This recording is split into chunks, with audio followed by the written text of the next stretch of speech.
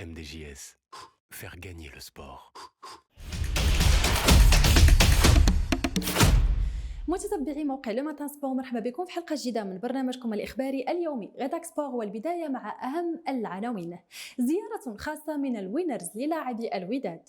بعثة سيمبا تحط الرحال بالمغرب استعدادا لمواجهة الوداد الرياضي. الرجاء يواصل استعداداته لنهضة الزمامرة. مسلسل إضراب لاعب اتحاد طنجة متواصل. وياسين بونو على رادار برشلونة الإسباني. إلى التفاصيل.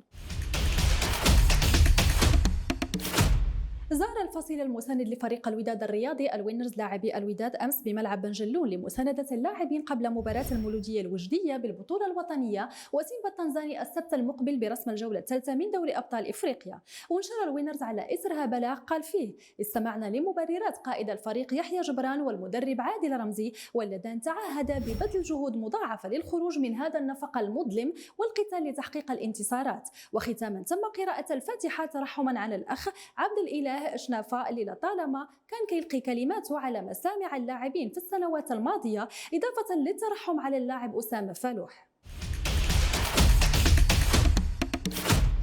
بعثة سيمبا التنزاني صباح يومه الأربعاء بمطار محمد الخامس بالدار البيضاء استعدادا لمواجهة الوداد السبت المقبل برسم الجولة الثالثة من دوري أبطال إفريقيا. وانطلقت رحلة الفريق التنزاني من مطار جوليوس النيريبي بدار السلام عشية أمس الثلاثاء بقائمة كتضم 23 لاعب من بينهم المحترف المغربي أيوب القرد. وتوجهت كتيبة المدرب عبد الحق بن الشيخة بعد وصولها إلى الدار البيضاء صوب مدينة مراكش لغد تحتضن المواجهة المرتقبة بين الفريقين. كيواصل فريق الرجاء الرياضي تحضيراته استعدادا لمواجهة ضيف نهضة الزمامرة لحساب الجولة 11 من البطولة الاحترافية إنوي.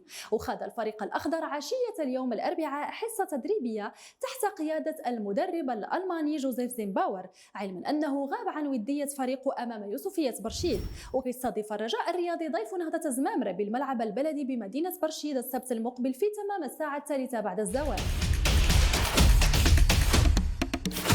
أضرب لاعبو فريق اتحاد طنجة لكرة القدم عن خوض حصة تدريبية كانت مبرمجة أمس الثلاثاء استعدادا لمواجهة الفتح الرياضي لحساب الجولة 11 من البطولة الاحترافية إنوي.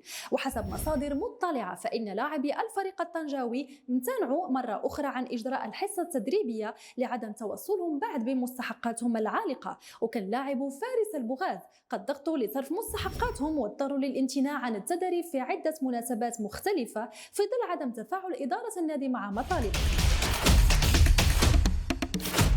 إلى أخبار المحترفين المغاربة، إذ كيتجه نادي برشلونة الإسباني لكرة القدم إلى البحث عن حارس مرمى جديد للتعاقد معه في فترة الانتقالات الشتوية المقبلة بعد إصابة الألماني أندري تير شتيغن اللي كيعاني من آلام في الظهر قد تفرض عليه إجراء عملية جراحية. وحسب صحيفة سبورت الإسبانية فإن البلوغرانا يضع قائمة من 5 حراس مرمى للتعاقد مع واحد منهم في الميركاتو الشتوي المقبل، بينهم الدولي المغربي ياسين بونو حامي عرين الهلال السعودي رغم صعوبة المهمة. وبهكذا مشاهدينا كنكون وصلنا لنهاية أخبارنا لهذا اليوم. إلى اللقاء. MDJS, faire gagner le sport.